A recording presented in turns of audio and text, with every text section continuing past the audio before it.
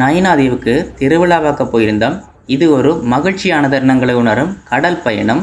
நாங்கள் போன படகு பெரியதும் வசதியானதுமாக இருந்தது. வீட்டில் நடமாடுற மாதிரியே மக்கள் எல்லாம் மகிழ்ச்சியாக நடமாடி கொண்டிருந்தோம். தென்னிலங்கையிலேருந்து வந்த தம்பி ஒரு ஆள் அல்லி மலர் வச்சிருந்தாங்க. நீங்களே பாருங்க அப்படி அழகா இருக்குன்னு சொல்லி இந்த அழகெல்லாம் பார்த்து ரசிச்சு கொண்டிருக்கும் பொழுது சிறிது நேரத்தில் நயினாதீவு இறங்கு தூரம் வந்துட்டுது.